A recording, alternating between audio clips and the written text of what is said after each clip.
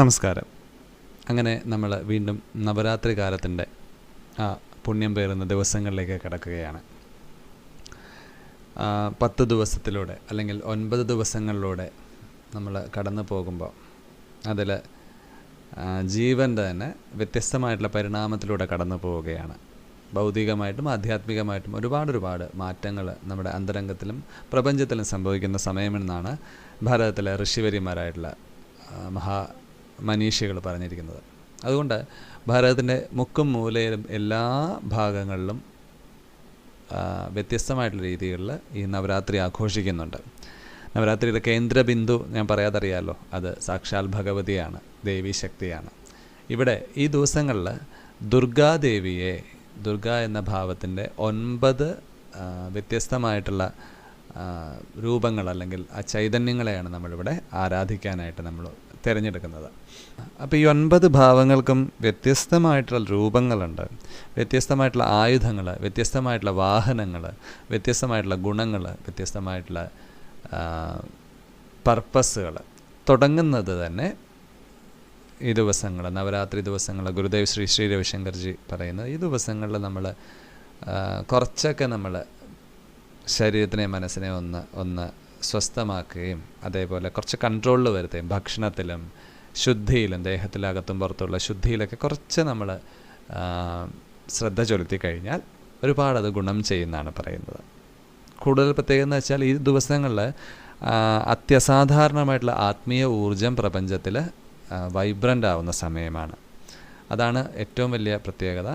അത് നന്നായിട്ട് ധ്യാനമൊക്കെ ചെയ്യുന്നവർക്ക് കൂടുതലത് അനുഭവിക്കാൻ പറ്റും, അല്ലാത്തവർക്കും പറ്റും. എന്നാലും കൂടുതൽ നമുക്കത് സെൻസ് ചെയ്യാൻ പറ്റുന്ന സമയമാണ് ഈ ദിവസങ്ങളിൽ, 9 ദിവസങ്ങളിൽ.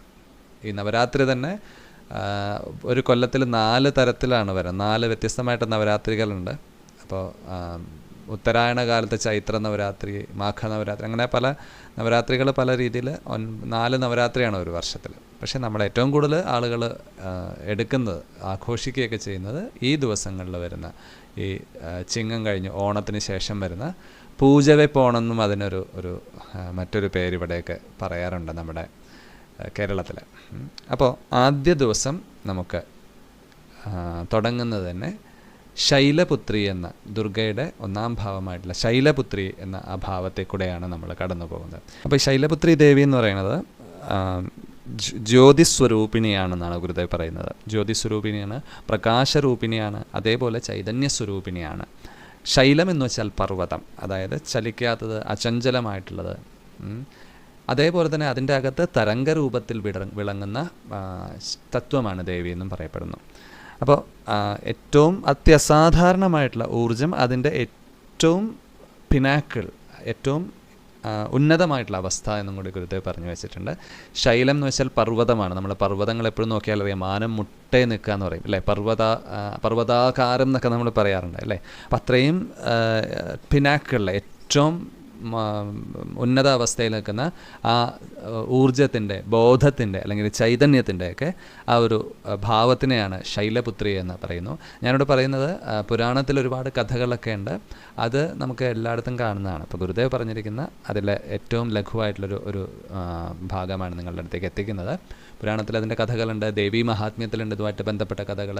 ദേവീ കവചം എന്ന് പറഞ്ഞു തുടങ്ങുന്ന ഒരു പ്രശസ്തമായിട്ടുള്ള ദേവീ മഹാത്മ്യത്തിൽ കുറച്ച് ശ്ലോകങ്ങളിൽ അത് ഓരോന്നോരോന്നായിട്ട് പറയുന്നുണ്ട്. പ്രഥമം ശൈലപുത്രീച്ച എന്ന് പറഞ്ഞു തുടങ്ങുന്നത്, ദ്വിതീയം ബ്രഹ്മചാരിണി, തൃതീയം സ്കന്ദമാദേതി, ഇങ്ങനെ ഓരോരോ ദേവിമാരെ വർണ്ണിച്ചുകൊണ്ടാണ് ആ മന്ത്രങ്ങൾ ഇങ്ങനെ മുൻപോട്ട് പോകുന്നത്. അപ്പോൾ ശൈലപുത്രി റെപ്രസെൻ്റ് ചെയ്യുന്നത് എന്താണ്? അചഞ്ചലമായിട്ടുള്ള, ഉന്നതമായിട്ടുള്ള ആ ബോധത്തിൻ്റെ, ചൈതന്യത്തിൻ്റെ, ഊർജത്തിൻ്റെ ആ ഉത്തുംഗമായിട്ടുള്ള അവസ്ഥയെയാണ് ദേവിയിലൂടെ നമ്മളിന്ന് ഈ ദിവസം നമ്മൾ പൂജിക്കുന്നത്.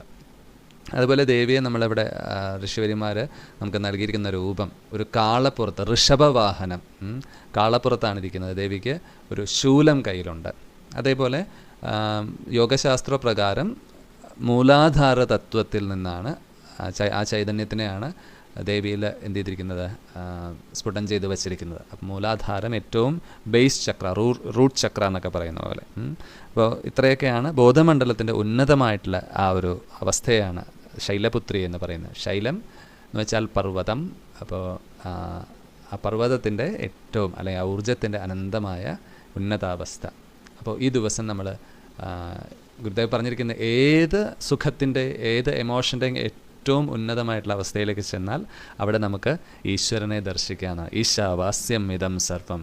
ഓരോ തൂണിലും തുരുമ്പിലും എല്ലാത്തിൻ്റെയും ഏറ്റവും സൂക്ഷ്മവും അതേപോലെ അനന്തവുമായിട്ടുള്ള ആ കാരണം ദൈവീകത തന്നെയാണ്. അതിനെ മാതൃഭാവത്തിൽ ഒരു അമ്മയെ എന്ന പോലെ ഒരു കുഞ്ഞ് അമ്മയെ വിളിക്കുന്ന ആ ഒരു ഭാവത്തോടെ നമ്മൾ കാണുമ്പോൾ അതിന് കുറച്ചും കൂടെ അതിൽ നിന്ന് വരുന്ന അനുഭൂതിക്കും അതിൻ്റെ ഭക്തിക്കുമൊക്കെ കൂടുതൽ സുഖവും അതേപോലെ ഒരു കംഫർട്ടും നമുക്കൊരു സുരക്ഷിതത്വ ബോധവും അമ്മയുടെ മടിയിൽ അമ്മയുടെ അടുത്തിരിക്കുന്ന കുഞ്ഞിന് എത്രത്തോളം സുരക്ഷിതത്വമുണ്ടോ അതിനോളം വേറെ ഒരു അനുഭൂതി നമുക്ക് പറയാൻ പറ്റില്ല അല്ലേ. ആ നിഷ്കളങ്കതയുടെ സ്നേഹമൊക്കെ അനുഭവിച്ചുകൊണ്ട് അപ്പോൾ ആ പ്രപഞ്ച മാതാവിൻ്റെ മടിത്തട്ടിൽ ഒന്നും അറിയാതെ ഉറങ്ങുന്ന അല്ലെങ്കിൽ ഒന്നും അറിയാതെ കളിക്കുന്ന കുഞ്ഞുങ്ങളാണ് നമ്മൾ ഓരോരുത്തരും എന്ന ഭാവത്തിൽ ഈ 9 ദിവസങ്ങളിൽ ശൈലപുത്രിയിലൂടെ കടന്ന് മറ്റ് ഭാവങ്ങളിലൂടെ ദേവിയെ നമുക്ക് നമ്മുടെ ഓരോ അന്തരംഗത്തിലേക്കും ആവാഹിക്കാം.